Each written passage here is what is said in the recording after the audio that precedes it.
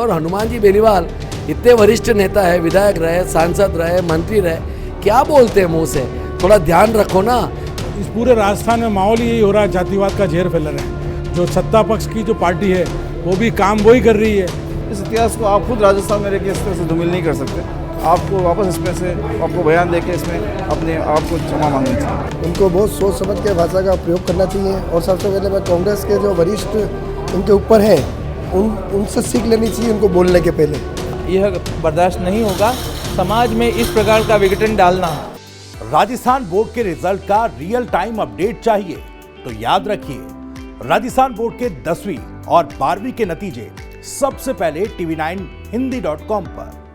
राजस्थान में हनुमान बेनीवाल द्वारा दिए गए बयान के बाद अब विरोध है जो देखने को मिल रहा है। उन्होंने महापुरुषों को लेकर जो बयान दिए गए उसके बाद अब जो विरोध हैं वह स्वर के उठने लगे हैं। हमारे साथ उदयपुर के उप महापौर भारत सिंह जी। सर, किस तरह का विरोध है, जिस तरह के बयान है जो महापुरुषों को लेकर दिए गए हैं? तो सार्वजनिक क्षेत्र में जब अपन और राजनीतिक क्षेत्र में काम करते हैं तो मेरा व्यक्तिगत रूप से ऐसा सोचना है, बोलने का बहुत ध्यान रखना चाहिए। अगर यह भारतीय संस्कृति में महापुरुष नहीं होते तो उनकी प्रेरणा से हम काम आज कैसे कर रहे होते। कल तो आप कह दोगे कि मंदिर और मठ भी नहीं होते हैं, कल आप कह दोगे गुरुद्वारे और मकबरे भी नहीं होते हैं। ऐसा नहीं है। अब भारत की पुरानी संस्कृति है और इसको आधार के मानते हुए, और हनुमान जी बेनीवाल इतने वरिष्ठ नेता है, विधायक रहे, सांसद रहे, मंत्री रहे, क्या बोलते हैं मुंह से? थोड़ा ध्यान रखो ना। हम तो उम्र में आपसे बहुत छोटे हो सकते हैं, लेकिन हनुमान जी बोलने का आप संयमित भाषा का उपयोग करो और महापुरुषों के विषय में आप अनर्गल बातें करना छोड़ दो।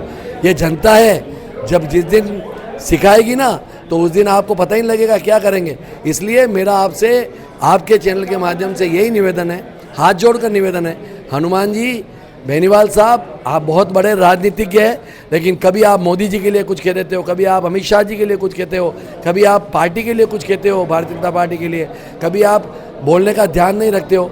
मेरा आपसे यही निवेदन है, इस देश में जब तक सनातन धर्म और महापुरुष रहेंगे तब तक यह देश रहेगा।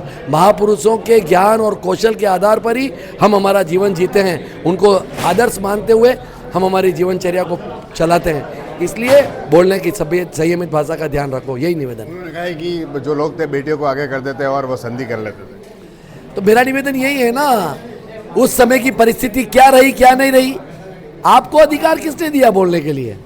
और बेटियों के बारे में बोलना, जो हमारी माँ बहन बेटी है उनके बारे में बोलना बिल्कुल पूर्णतः गलत है। इसलिए किसी भी कीमत में बेटियों के बारे में भी, हमारे महापुरुषों के बारे में भी, और भारतीय संस्कृति के अंदर जो हमारे आदर्श है उनके बारे में बोलना किसी भी कीमत में भारत की जनता को स्वीकार नहीं हो सकता। ठीक, आप बताएं सर, कैसा देखते हैं इसको, जिस तरह से हनुमान बेनीवाल का जो बयान महापुरुषों को लेकर राजस्थान का? ये बात निश्चित तौर से बात सही है कि हनुमान जी बेनीवाल ने जिस ढंग से राजस्थान के महापुरुषों की बात कही है वो बिल्कुल मेरे को ठीक नहीं नज़र आ रही है।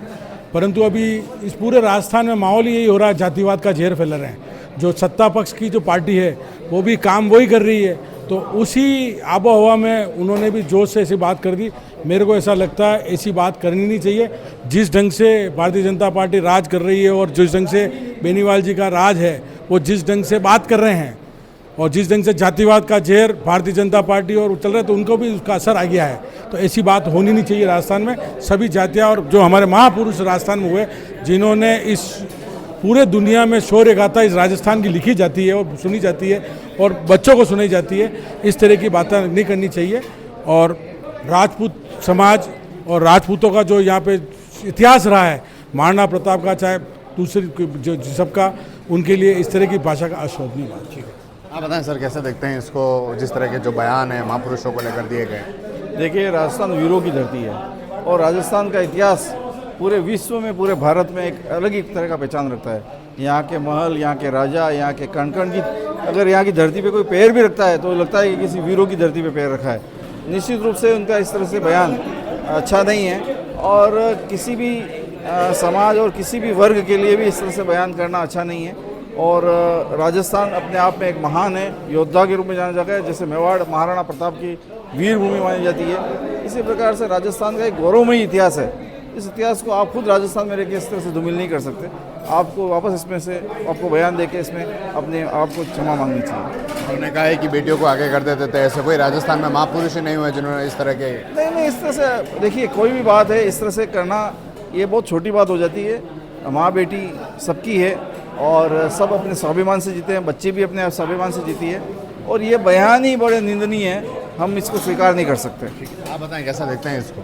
हनुमान जी बेलीवाल साहब को यह शोभा नहीं देता ऐसी भाषा, उनको बहुत सोच समझ के भाषा का प्रयोग करना चाहिए। और सबसे पहले मैं कांग्रेस के जो वरिष्ठ इनके ऊपर हैं उनसे सीख लेनी चाहिए उनको बोलने के पहले।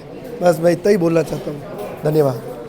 हनुमान बेनीवाल द्वारा जिस तरह के जो महापुरुषों को लेकर बात कही गई, राजस्थान के इतिहास को लेकर उन्होंने कहा कि ऐसा इतिहास में ऐसे कोई महापुरुषों का योगदान राजस्थान में नहीं रहा है, यहाँ के लोग तो बेटियों को आगे कर देते थे। इसको लेकर किस तरह का विरोध? निश्चित तौर पे कल प्रताप जयंती की मीटिंग हुई थी, वहाँ भी ये विषय था।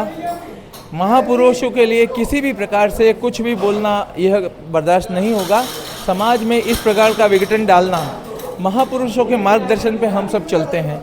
हम हमारे घर में भी हमारे बुजुर्ग जो होते हैं जैसा वो बताते हैं उस प्रकार से करते हैं। सनातन संस्कृति में, हिंदू समाज में महापुरुषों के लिए किसी भी प्रकार का अपशब्द और उनके बारे में बोलना बर्दाश्त नहीं है, निंदनीय है। मैं आपकी बात का समर्थन करता हूँ। बहुत बहुत धन्यवाद।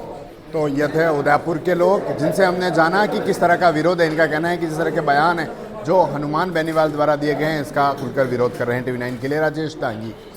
ना किसी और लिंक की जरूरत, ना किसी कंफ्यूजन की, बस एक क्लिक। राजस्थान बोर्ड के 10वीं और 12वीं के नतीजे सबसे पहले TV9 Hindi.com पर।